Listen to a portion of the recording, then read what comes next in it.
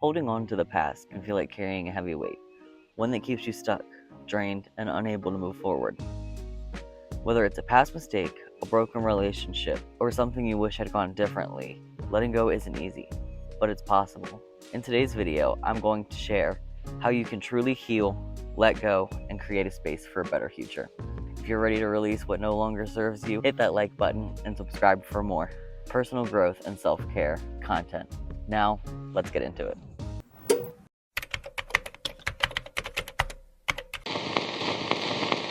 Part 1.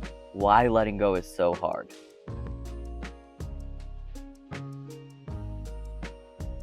Before we talk about how to let go, let's acknowledge why it's so difficult. Number 1, we tie our identity to the past. Sometimes we hold on because we think our past defines us, but the truth is, you are not your past. You are who you choose to become. So, for us personally, and for those around us, I feel like a lot of people look at us and say, well, you did this in the past, so I can't judge you based off of anything other than that because it's just what I know. We do it to others, we do it to ourselves, and just know that your past is not you. It's one chapter of the entire book of your life, and there's no need to dwell on what was when you can focus on and create what is going to be or what is currently. Number 2, fear of the unknown. Letting go means stepping into uncertainty. Even if the past hurts us, it's familiar. That can make it hard to move on. So I've seen a lot of people, especially people with different things like depression and anxiety, say that, we revisit those same feelings we have for the same reason that we reread the same book. It's a familiar ending, even though it makes us cry. It's something that we know for sure. Number 3, unresolved emotions. We often suppress feelings instead of processing them, but letting go isn't about forgetting. It's about acknowledging and then releasing those emotions. We've all heard the term forgive and forget. I'm personally not a fan of it because I don't feel like you should forget, what happened or how people showed their true colors or what they may have done to you in the past, things like that. I feel like we should maybe keep them in the back of our mind, not necessarily hold a grudge, but just don't necessarily forget that stuff, you know what I mean? But we have to acknowledge the things that hurt us and the things that we're dwelling on to really process them mentally and emotionally. And I feel like it's a lot easier to not be hurt by those things once you've talked it through. My fiance and I often have times where we sit and we talk about things that have happened in our relationship, in our personal lives, for me at work, different things like that. And we talk about how it's different.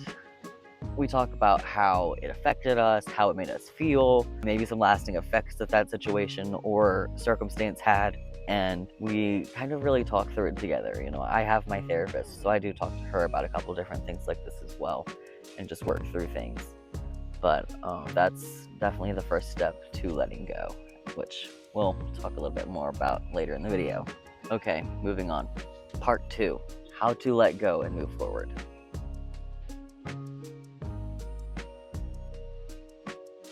Number 1, accept what you cannot change. One of the biggest steps in letting go is acceptance. Repeat this to yourself. I cannot change the past, but I can choose how I move forward. Acceptance doesn't mean approval. It just means stop fighting reality. So, kind of like I was saying, moving on requires you to accept your reality and understand the things that are happening. You don't have to fully understand why they happened or why a person did something, because that's, again, not something you can control. That's something we're letting go of.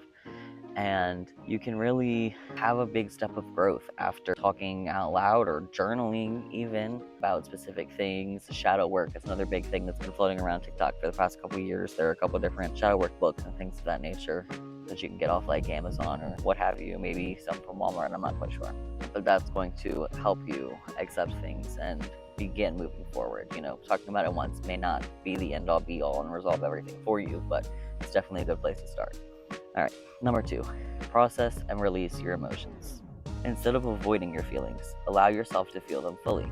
Try journaling, meditating, or even talking to a trusted friend or therapist. Kind of what I talked about a couple times in this video. We definitely have to let things out, whether it be verbally or just writing things down, and you can really have a sense of how it made you feel, how you can do things differently next time if there is anything, and how to avoid being in that situation altogether next time perhaps. Obviously you can't avoid all bad situations that happen, but you can definitely move differently, I guess, if you will. Number 3, reframe your perspective. Instead of seeing the past as something that happened to you, ask yourself, what did this experience teach me? Growth comes from shifting your mindset. So I personally feel like I've had a really big mindset shift since starting this YouTube channel, getting my yoga certification almost completely done, and a couple other things that I'm working on behind the scenes. But I feel like I've really thought about things differently and had a different understanding of life and things that happen and what I can do and what I can control moving forward. I kind of just talked about this with number 2. You can ask yourself, what can I do moving forward? How can I avoid being in another interaction or situation like this? How can I change my circumstances? Things like that. And that's going to help you move forward as well, instead of just dwelling on things that have happened in the past. Number 4, cut ties with triggers. If certain places, people, or even social media content keep pulling you back into the past, set boundaries or remove those triggers to create space for healing. So I have personally let go of quite a few different things that I used to consume on social media. I feel like I consumed a lot of drama and negativity and gossip and a bunch of that stuff. Do I still indulge in the little shitty celebrity news, Snapchat stories? Absolutely, sometimes. But I feel like I've really put forth an effort to consume the media of how I want my life to go. I consume a lot of finance media, I consume a lot of mental health media just as I'm creating, getting into lots of nutrition and wellness, things like that, and just surrounding myself in real life with people who I want to be more like, which would be coworkers, and that's about it, because I really don't have many friends out here, and that's the downfall of living in a bus and traveling all the time. All my friends are back in my hometown on the other side of Virginia. But things can definitely influence your life based on what you surround yourself with and what you consume. I try to consume less processed foods and cook my own foods from scratch as much as I can living in a bus, and just taking in a lot more nutritional value, not just food-wise, but mental nutritional value, if that makes sense. I'm taking in high volume, educational things, and I'm learning and I'm bettering myself and I'm getting a routine straight, and I'm planning to move to Thailand and saving a bunch of money and doing all this. And I feel like that has definitely made a difference of how my life is going. I've planned good things instead of dwelling on the past, and I feel like that's a big part of what's helped me accept the things that happened in my past and move forward. Number 5, practice self-forgiveness. If you're holding on to guilt or regret, remember, you did the best you could with the knowledge you had at the time. Forgiving yourself is an act of self-love. So I know I've touched on this in a previous video, not quite sure which one. If I remember, I will link it up here.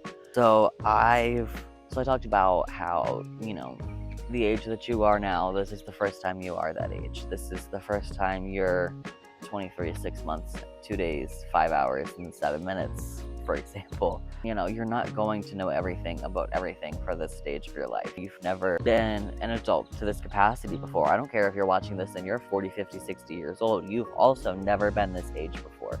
And it's really important that we understand that for not only ourselves, but for those around us. Our parents haven't been the age they are before. They've never raised a child your age before. They've never experienced the things that they're experiencing at that time like they are now. So everything is new every single day. And forgiving yourself is super important, because you shouldn't, you wouldn't hold your friend to the same standards you hold yourself. I guarantee it. I know I don't. So I'm really trying better to almost gentle parent myself, like I've also touched on in a previous video. It's really easy for us to hold ourselves to a really high standard that's unattainable, and a lot of us have issues with perfectionism and things, and just things happen, things change. Let yourself be. Number 6, focus on the present and the future. Letting go isn't about releasing, it's about replacing. Fill your life with new experiences, goals, and people who align with you in your future, not your past. So kind of like I said for 1, 2, and 3, I've surrounded myself with different things than I was, and I do feel like it's made quite the impact on, my mindset and how I live and the things that I take in and just how I am.